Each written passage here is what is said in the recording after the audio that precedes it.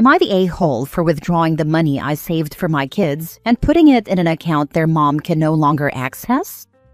My ex and I, both in our late 20s, had what I considered to be a good co-parenting relationship until last year. Then things changed. My ex started saying I should pay child support out of nowhere, and she wouldn't say why.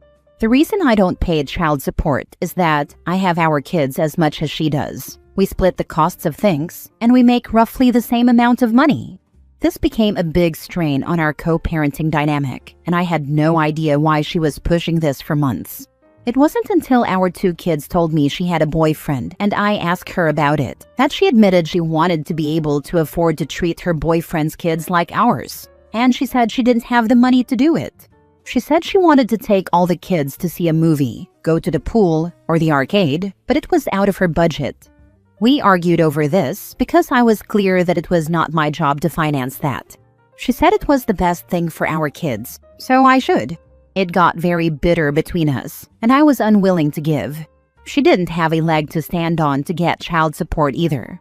So toward the end of last year, she decided to take money from our kids' savings to pay for these other kids to join in all the activities she wanted to do with them. I found out after she had withdrawn a couple $100s from the kids' accounts. I spoke to my attorney and decided the best course of action was to withdraw everything I had saved for the kids and set up a separate account that she can't access. She found out when she tried to withdraw more money and realized it wouldn't support this for long. This turned into another fight, and I told her she couldn't do anything about it because our kids would still get the money. She called me selfish and said I was ruining our kids' stability just to be petty toward kids who did nothing wrong. I told her that if she hadn't started taking from our kids' savings for these other kids, I wouldn't have needed to do it. I have confirmed that I am 100% legally in the clear, so that's not a concern for me.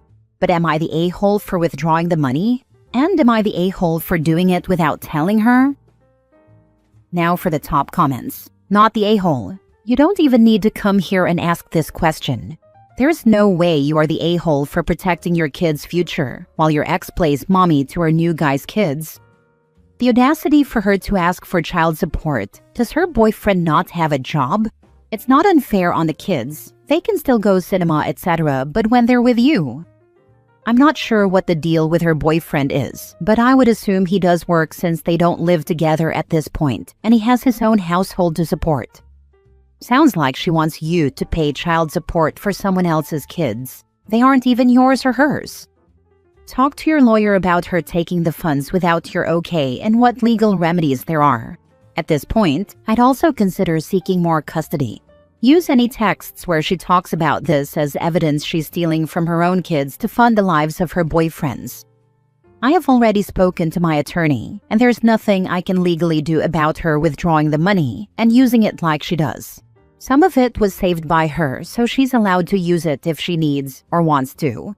But I had the biggest majority saved, and I wanted to protect it, so I removed the funds. It's also not going to change custody in any way.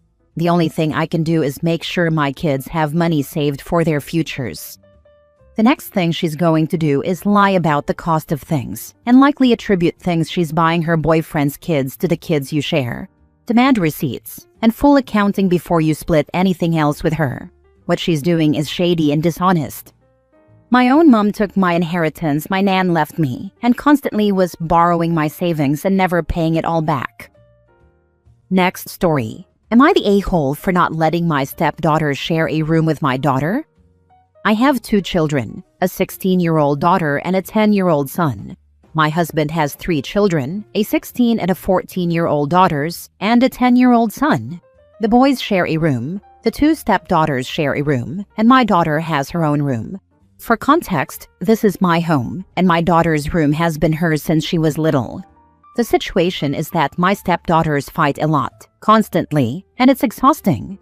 Their dad has never really been able to fix it because he says he's never been able to figure out what the problem is. My older stepdaughter takes her sister's things, ruins them, and never returns them. Their dad and I would try to pay for the stolen items, but that doesn't guarantee they won't fight again.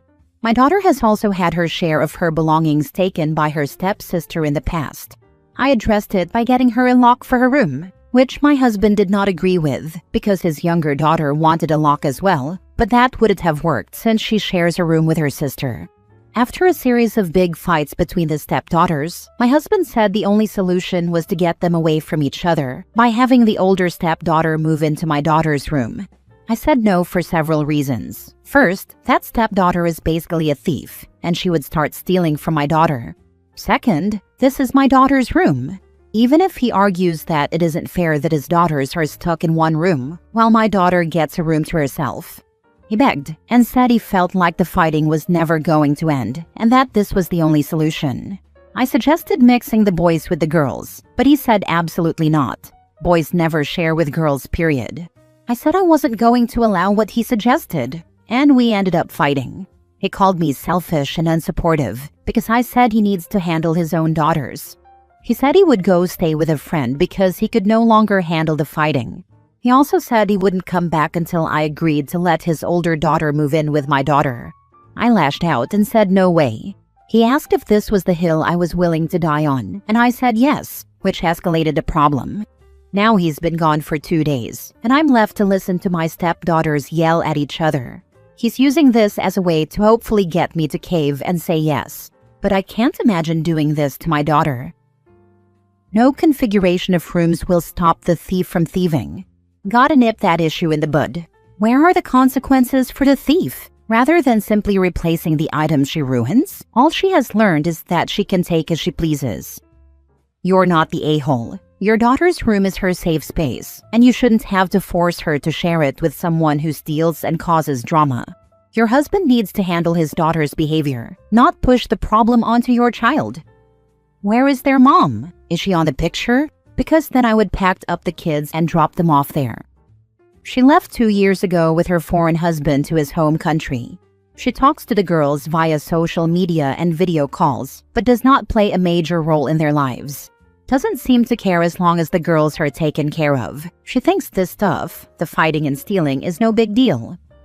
Soft, you're the a-hole for letting this go on this long. You did the right thing by giving your daughter a lock for her room, but there should have been consequences for stealing in the first place. Replacing the items the oldest stepdaughter stole and destroyed only showed her that there wouldn't be any repercussions for her actions. This should have been stopped a long time ago. Unfortunately for you, you didn't marry an adult man. You married a man-child, whose solution is to make his oldest daughter's behavior literally anyone else's problem but his own. If you're serious about this being the hill to die on, then you need to call him to pick up his kids before you call CPS and/or their mother, if she's even in the picture, about him abandoning his children because he can't be bothered to parent a problem he's been enabling. Otherwise, you're enabling his poor behavior as well. I agree, 100%. However, both stepdaughters would act out if I try to get involved and play mom, as they say. I stopped trying after my husband said the girls didn't appreciate me meddling in their life. Question: since he doesn't want you meddling in their lives, is that reciprocated towards your kids? Yes, but only when it comes to my daughter since she's older than her brother. Next story. Am I the a-hole for taking my siblings to Disney and not my sister-in-law's kids? So my husband, 27 male, and I, 25 female, have been married for 2 years. A year ago, we moved from Colorado, where I'm from, to Florida, where he's from, and bought our home that same week. 3 months ago, his sister, 30 female, and her 3 kids, 8 and 5 females, and 3 male, moved in with us because she was having a hard time keeping up with rent as a single mom. If I'm being honest, I wasn't too thrilled about this, as I would love to have privacy with my husband, and her kids are quite obnoxious, rowdy, and disrespectful. But at the end of the day, they are now my nieces and nephew. I grew up with a single mom until she remarried years later, and I believe what goes around comes around. So my husband and I do try to help with childcare and cook extra food so they can all eat, though that could be a whole post on its own. I will give her credit. She is hustling and practically working every day, and I know she wants her own place. Fast forward to now. In 2 weeks, my 16-year-old brother and 14-year-old sister are coming to visit from Colorado, just the 2 of them. It will be their first time traveling alone on a plane without adults, so they are super excited. We plan on taking them to Universal Studios, Disney World, and a water park at Universal. They've never been, so they are thrilled. My sister-in-law only found out about these plans because she asked what we planned on doing while they're here. We told her, not thinking it would turn into a full-blown argument like it did. She was upset that we aren't taking her kids and have never offered to take them since they've never been. I'm genuinely confused by this because I don't feel like that's our responsibility. As I mentioned, we already help her with childcare on days we're off, so she can save money, pick the kids up from school when we can, and make sure they're fed. As much as my husband and I love kids and want our own in the next 1 to 2 years, her kids aren't easy to watch. They are disrespectful, have called us stupid, don't follow rules or redirection, make messes, and say they don't have to clean up. It goes on and on. Honestly, watching 3 children who behave like that in a big, busy amusement park where you have to be extra cautious sounds like my worst nightmare. It also wouldn't be fair to my siblings because we wouldn't be able to enjoy the parks with them if we were constantly babysitting. My sister-in-law told other family members, and they all think we're wrong and should take her kids. They also argue that we paid practically nothing for the tickets. We got family members and friends who work at each park to get us in. Disney was free, and for Universal, I paid my friend $200 total for 4 tickets. My husband and I simply don't want to take them. I'm not sure if that makes us evil, but we don't. I just wanted opinions to see if we're actually being rude for not bringing them along.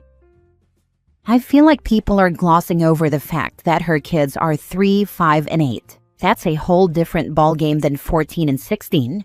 You'd basically be on babysitting duty all day. Stroller naps, meltdowns, bathroom runs, leaving early. Of course your siblings' trip would be ruined.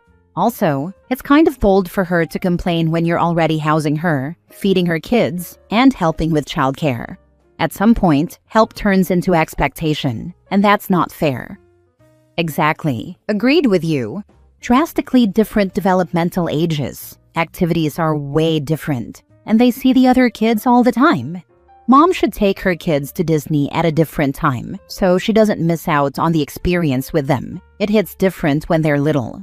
Aunt and uncle could go then too. Let OP enjoy her family while they are here, not the a-hole. Right, OP and her husband deserve a break from the kids. The sister-in-law is just asking too much. Isn't it enough that they're helping her and giving her a place to live? She should have looked at the situation from her sister's perspective instead of jumping into I'm the victim mode.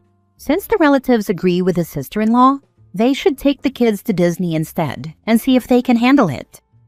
What is stopping her from taking her kids when you all go? What is stopping her from taking her kids tomorrow if you all live there? Who would expect you to house and feed this family, then pay to take them all to Disney? The nerve. Tell her you'd be glad to ask if you can get additional discounted tickets for her to buy and take her kids. Not your circus, not your monkeys, not the a-hole. Anyone who expects you to take her kids, including extended family, is the a-hole here. Last story. Am I the a-hole? My partner won't put my name down on the mortgage. So, my partner, 32 male, and I, 30 female, have been together for 8 years. We have 2 children together, ages 4 and 1. My partner works full-time, and I currently work part-time due to having our kids. 2 years ago, my partner's mom sadly passed away due to an illness. He and his sister inherited a house, which they then sold, and they both received half of the money. Currently, we split all the bills 50-50, but because I only work part-time, I don't have any spare money to contribute toward a mortgage.